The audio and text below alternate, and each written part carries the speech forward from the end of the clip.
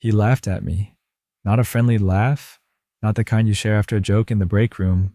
No, this was the kind of laugh that strips you down in front of everyone. We were in the executive boardroom of SkySecure Technologies Chicago.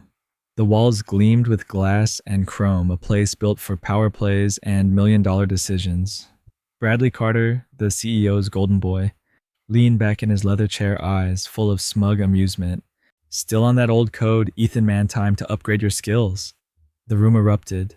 Department heads, project managers, people I'd mentored, they laughed with him, and I just smiled back.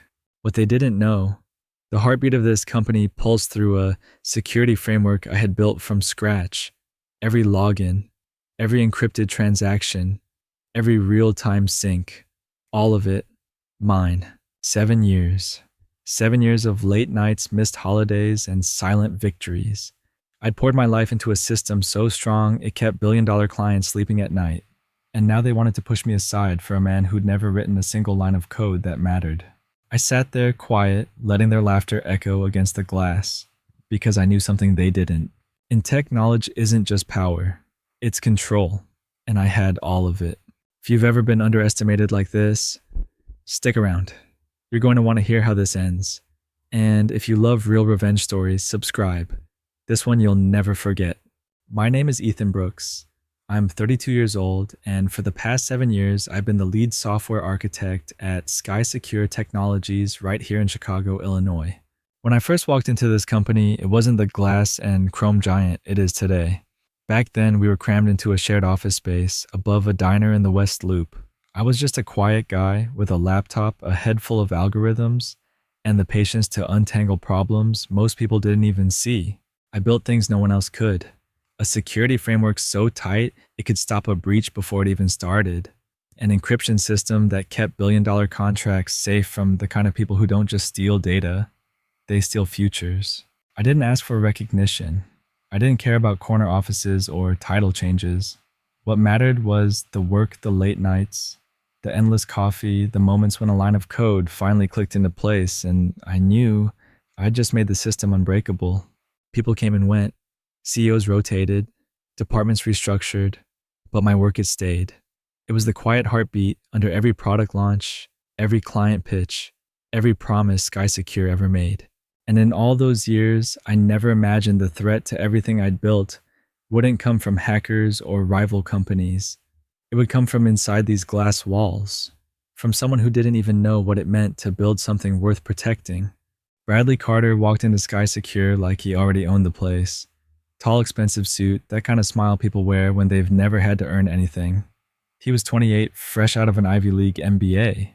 And the only reason he was here was because his father, Richard Carter, sat in the CEO's chair. Bradley wasn't assigned to a team.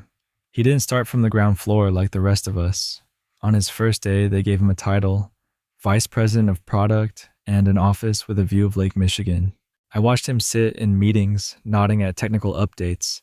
He didn't understand dropping buzzwords like synergy and innovation pipeline. Not once did he touch a line of code. Not once did he stay late to debug a critical failure. Still, people noticed him. They noticed the tailored suits, the way he spoke with absolute confidence, as if confidence alone could rewrite an algorithm. And slowly, I started noticing something else. Richard began asking for Bradley's input on projects that had nothing to do with his role. Team leads were told to loop Bradley in before making decisions.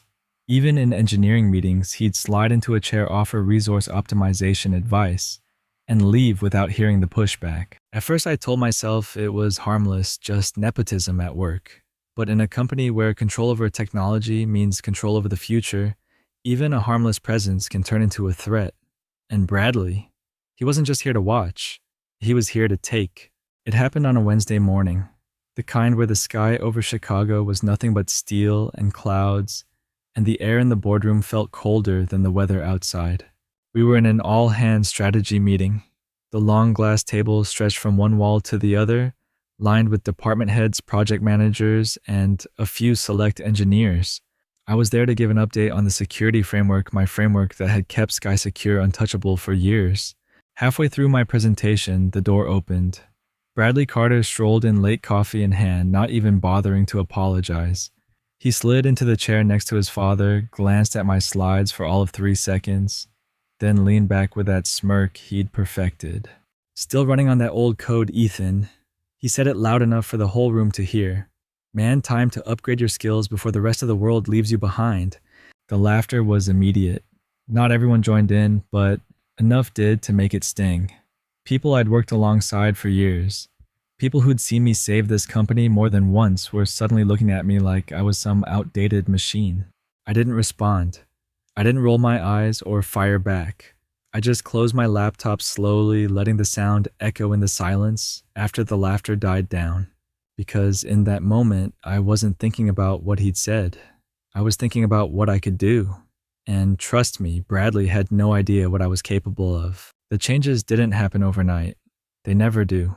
It started with a single meeting invite that didn't show up in my inbox. At first, I thought it was a glitch, just another scheduling oversight. But then it happened again and again. Engineering leadership calls I'd been part of for years were suddenly streamlined without me. Project update emails stopped including my name. When I asked about it, the answers were vague. Oh, must have been an oversight. We'll loop you in next time. Next time never came. One afternoon, I walked past conference room B and saw the glass walls filled with familiar faces, department heads, senior engineers reviewing a technical roadmap I had never seen. Bradley was at the front, gesturing at my own diagrams. The same architecture I designed, explaining it like it was his brainchild. I stood there for a few seconds, unseen, listening to him talk about optimizing the security layer and transitioning legacy systems as if those phrases meant something to him. Nobody mentioned my name. Not once. That's when the weight of it hit me. This wasn't carelessness. It was deliberate. A slow erasure. Piece by piece, they were cutting me out of my own work. And while the average engineer might panic, I didn't. Because removing me from their meetings didn't change one simple fact. They still couldn't touch my code without me. Not yet. It was almost 9 p.m., the office nearly empty. Chicago's winter rain tapped against the tall glass windows, the sound mixing with the hum of the building's heating system. I was in the break room waiting for the coffee machine to finish its slow drip when I heard voices coming from down the hall. Bradley's voice was unmistakable, loud, confident, and careless. Once the new system's in, Ethan's out. I froze. Through the half-open door of conference room C, I could see him leaning over the table, speaking to Mark Evans, our operations director. Mark nodded, jotting something into his leather-bound notebook. He's too attached to that legacy framework, Bradley continued. It's outdated. We'll bring in a new team, rebuild it from scratch. Cheaper, faster, cleaner. I almost laughed. Cleaner without my framework, they'd be wide open to every breach imaginable. Mark asked, what about his patents? Bradley smirked. We'll handle it. Legal's already looking into ownership clauses. Once we prove he built it on company time, it's ours. I stepped back into the shadows, heart steady, mind racing. So this was the plan, replace me, steal my work, and bury my name. I didn't make a sound as I walked back to my desk. If Bradley thought I was going to roll over and watch him dismantle everything I'd built, he was in for a surprise. Bradley thought he understood power. He thought it came from titles, corner offices, and his last name. What he didn't know was that real power, at least in tech, lives in the code. And all of SkySecure's code lived in mine. 7 years ago, when I built the company's authentication and encryption systems, I didn't use their servers. I didn't touch their hardware. Every critical line of that framework was written on my own machines running in my apartment in West Loop, paid for out of my own pocket. The architecture was designed so the core modules, the heartbeat of the system, ran on a cluster of private servers I controlled. SkySecure had access, yes, but only through a licensing agreement I'd never officially signed over. Legally, the intellectual property was still mine. Every login, every API call, every file transfer went through my framework. Without it, the platform would collapse into a pile of unsecured code in seconds. It wasn't arrogance, it was fact. And now with Bradley's plan echoing in my head, I saw my oversight for what it really was: leverage. The kind of leverage that could stop them cold. They could cut me out of meetings.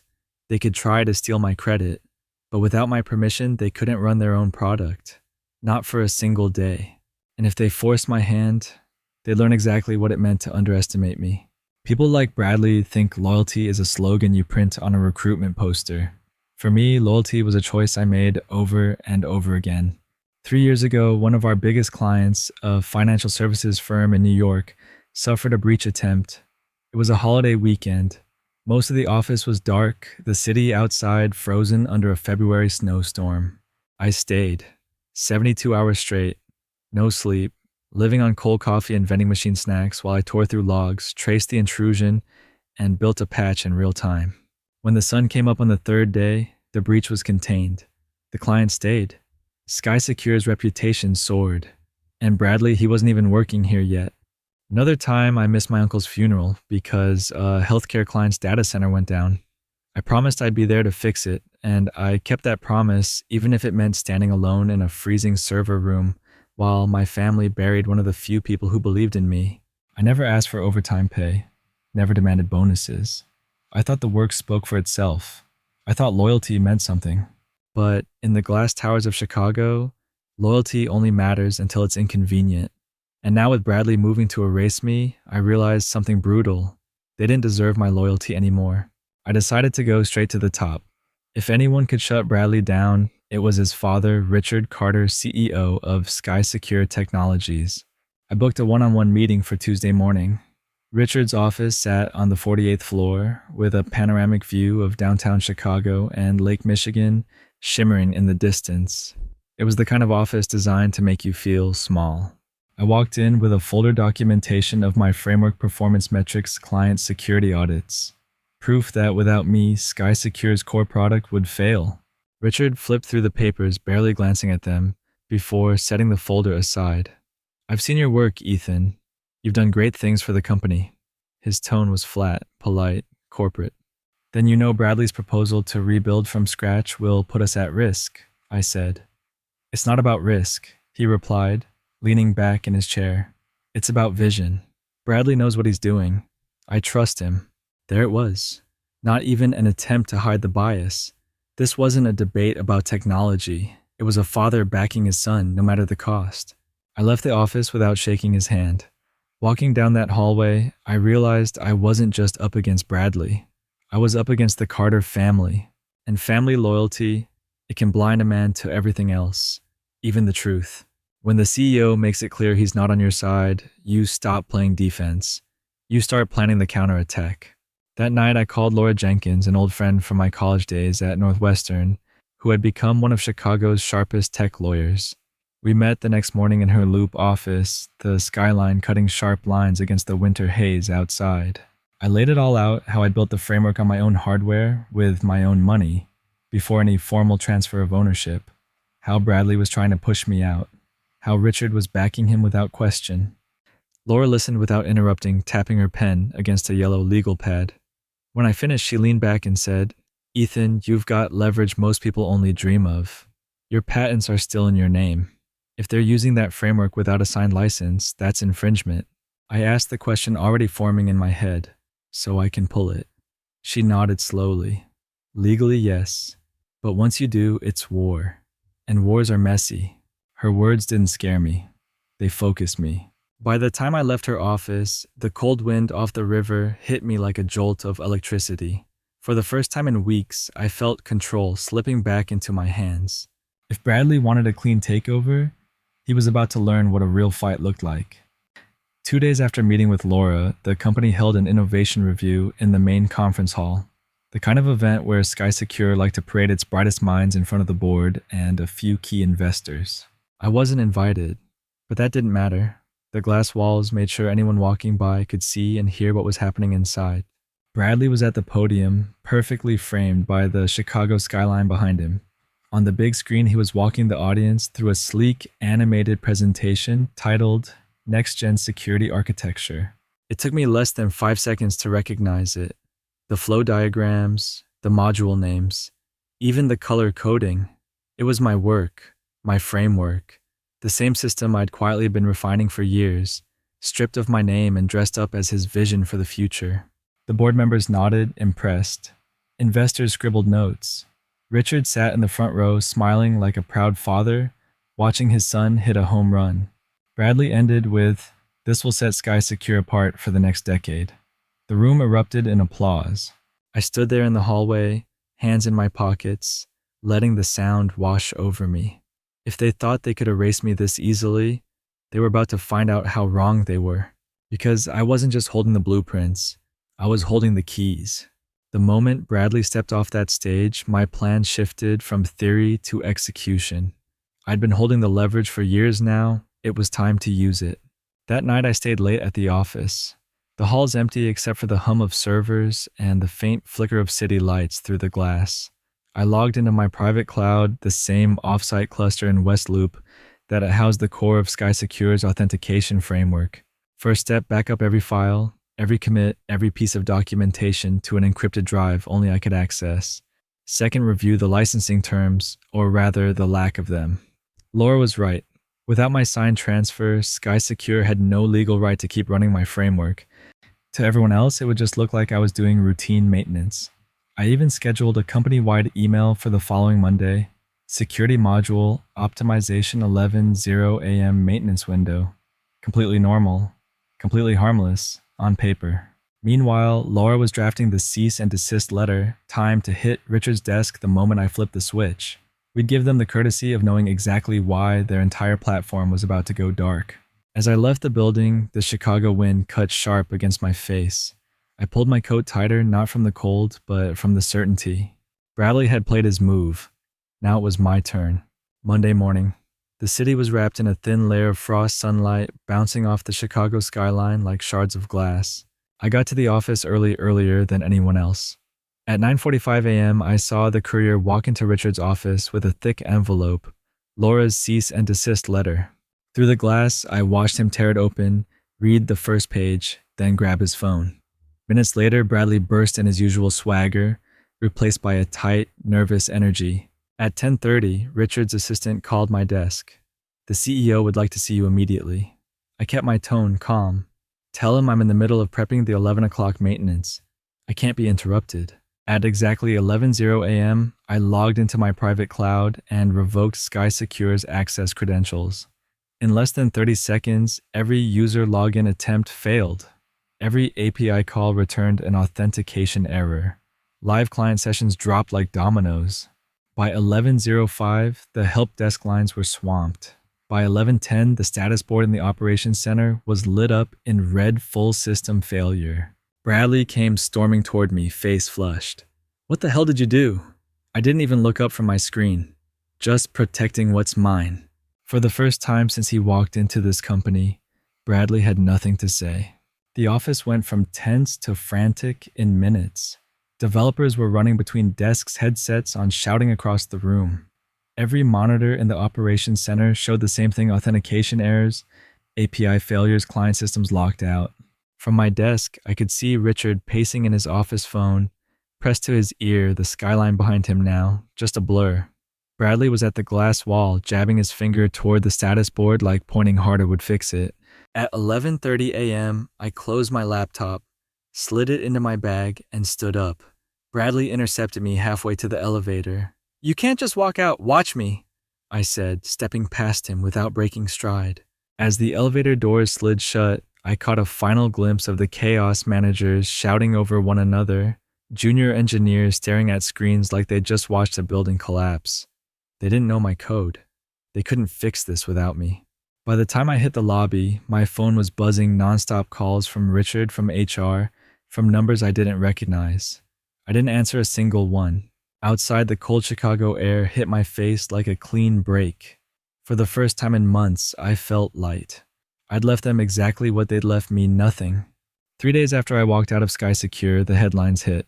Major Chicago tech firm suffers historic system failure. The story spread faster than their PR team could contain it. Clients pulled contracts. Investors demanded answers. By Friday, Richard was no longer CEO. Bradley had vanished from the company website entirely, no farewell post, no announcement. Just gone. I didn't celebrate. Not yet. That Monday, I announced the launch of my own company, Ironlock Systems, specializing in the very authentication technology they'd tried to steal. Within a week, I'd signed 2 of SkySecure's former clients, both of them tired of instability and ready for a leader who actually understood the product. Reporters called, asking for a statement. I kept it simple. Sometimes protecting what you've built means walking away and letting the wrong people fail on their own.